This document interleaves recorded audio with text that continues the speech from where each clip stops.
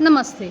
मैं हूं अर्पिता, आप सभी की प्यारी दोस्त, और मेरे इस चैनल में एस्ट्रोफेथ अर्पिता में आप सभी लोगों का पुनः हार्दिक स्वागत है।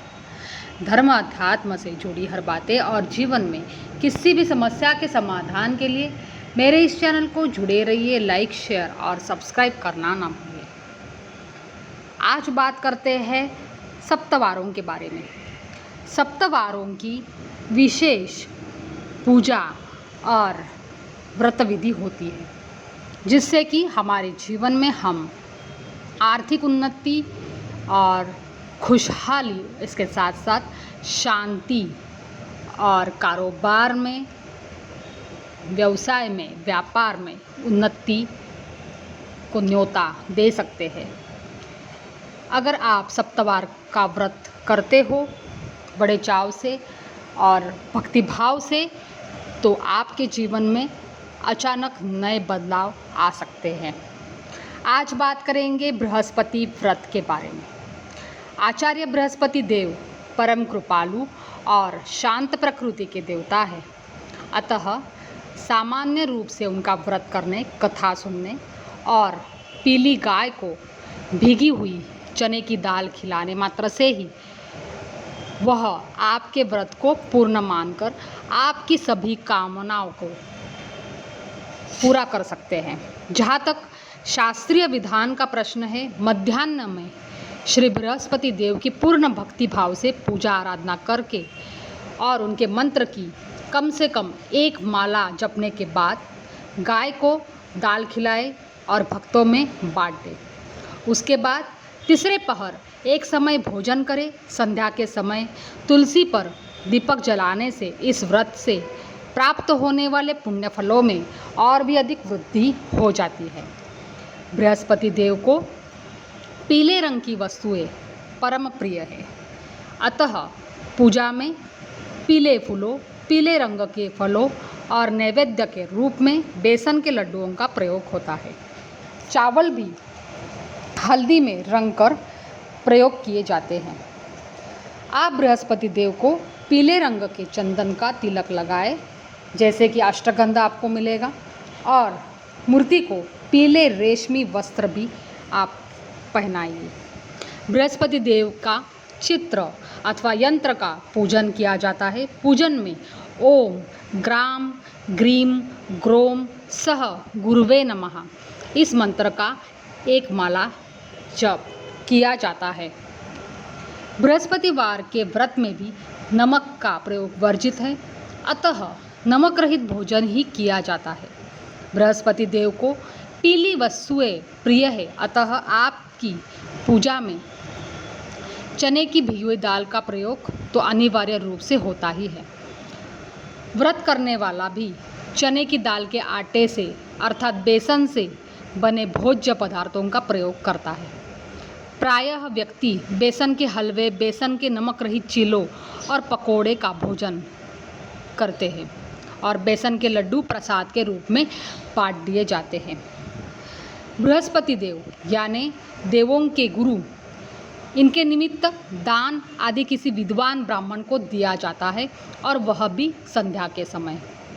पीले वस्त्र, चने की दाल, गेहूँ और अन्य पीले अनाज, गुड़ अथवा शक्कर, नमक और हल्दी के साथ पीले पुष्प एवं दक्षिणा रखकर बृहस्पति देव के निमित्त दान करने का शास्त्रीय विधान है। सामर्थ्य होने पर स्वर्ण अर्थात सोना, पुखराज, पीली गाय और पीला घोड़ा भी देवगुरु के निमित्त दान किया जाता है। व्रत का उद्यापन, जहाँ तक इस व्रत की समय का और सीमा का प्रश्न है, प्रायः व्रतधारक जीवन भर कर सकते हैं। अन्य व्रतों के समान ही बृहस्पति देव जी के इस व्रत का उद्यापन भी विशेष पूजा, आराधना, हवन और ब्राह्मण भोज द्वारा हो जाता है। बृहस्पति देव की पूजा से कुशाग्र बुद्धि, मेधा, चतुरता एवं जीवन के प्रत्येक क्षेत्र में सफलता मिलती है।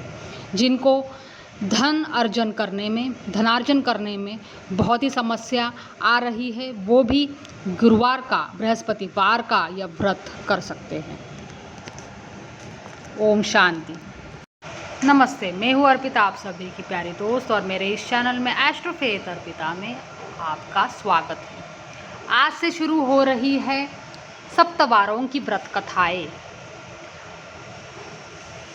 आज सुनेंगे बृहस्पति वार की व्रत कथा। बृहस्पति भगवान की जय हो। देवानां च ऋषीणां च गुरु कांचन सनिभम बुद्धिभूतम त्रिलोकेशम तम नमामि बृहस्पतिम। किसी गांव में एक साहूकार रहता था। उसके घर में अन्न, वस्त्र और धन की कोई कमी नहीं थी, परंतु उसकी स्त्री बहुत ही कंजूस थी। किसी भिक्षुक को कुछ नहीं देती थी, सारे दिन घर के कामकाज में लगी रहती। एक समय एक साधु महात्मा बृहस्पतिवार के दिन उसके द्वार पर आए और भिक्षा की याचना की। स्त्री उस समय घर का आंगन लीप रही थी। इस कारण साधु महाराज को कहने लगी, महाराज, इस समय तो मैं लीप रही हूँ, आपको कुछ नहीं दे सकती, फिर किसी दिन अवकाश के समय आना। साधु महात्मा खाली हाथ चले गए। कुछ दिनों के पश्चात वही साधु महाराज आए और उसी तरह भिक्षा मांगने लगे। साहूकारनी उस समय अपने लड़के को खिला रही थी। कहने लगी, महाराज, मैं क्या करूं, अवकाश ही नहीं है, इसलिए आपको भिक्षा नहीं दे सकती। तीसरी बार वापस महात्मा आए तो उसने उन्हें उसी तरह से टालना चाहा, परंतु महात्मा जी कहने लगे, यदि तुमको बिल्कुल ही अवकाश हो जाए तो मुझको भिक्षा दोगी? साहूकार ने कहने लगी, हाँ महाराज, यदि ऐसा हो जाए तो आपकी बहुत कृपा होगी। साधु महात्मा जी कहने लगे कि अच्छा, मैं एक उपाय बताता हूँ। तुम बृहस्पतिवार को दिन चढ़ने पर उठो और सारे घर में झाड़ू लगाकर कूड़ा एक कोने में जमा कर दो। घर में चौका इत्यादि मत लगाओ। फिर स्नान आदि करके घर वालों से कह दो कि उस दिन सब हजामत अवश्य बनवाए। रसोई बनाकर चूल्हे के पीछे रखा करो, सामने कभी न रखो। सायंकाल को अंधेरा होने के बाद दीपक जलाया करो तथा बृहस्पतिवार को पीले वस्त्र धारण ना करो, ना पीले रंग की चीज़ों का भोजन करो। यदि ऐसा करोगी तो तुमको घर का कोई कामकाज नहीं करना पड़ेगा।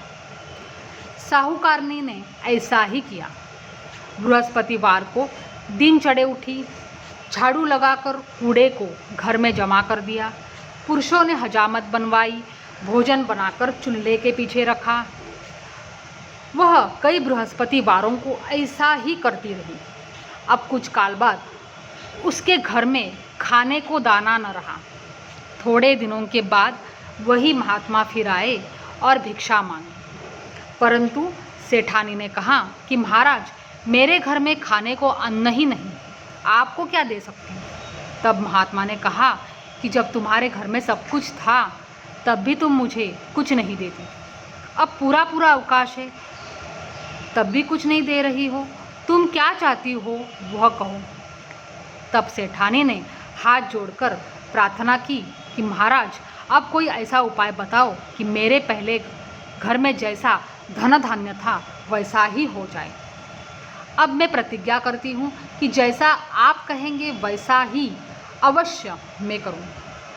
तब महात्मा जी ने कहा, सर्वप्रथम बृहस्पतिवार को प्रातः काल उठकर स्नानादि से निवृत्त होकर घर के गाय को नमस्कार करो और उसके गोबर से घर का आंगन लीपो और घर के पुरुष हजामत न बनवाए, ये ध्यान रखो। भूखों को अन्न वस्त्र देती रहा करो। ठीक सायंकाल दीपक जलाओ। यदि ऐसा करोगी तो तुम्हारी सब मनोकामनाएं भगवान बृहस्पति जी की कृपा से पूर्ण होंगी। सेठानी ने ऐसा ही किया और उसके घर में धन धान्य वैसा ही हो गया जैसा कि पहले था। इस प्रकार भगवान बृहस्पति देव की कृपा से अनेक प्रकार से सुख भोग कर दीर्घकाल तक जीवित रही। बृहस्पति देव को जिस भावना से जो भी व्यक्ति व्रत करके प्रसन्न करता है, उसकी सारी मनोकामना बृहस्पति देव शीघ्र पूर्ण कर देते हैं। बोलो बृहस्पति देव की जय जय। ओम जय बृहस्पति देवा। हरि ओम।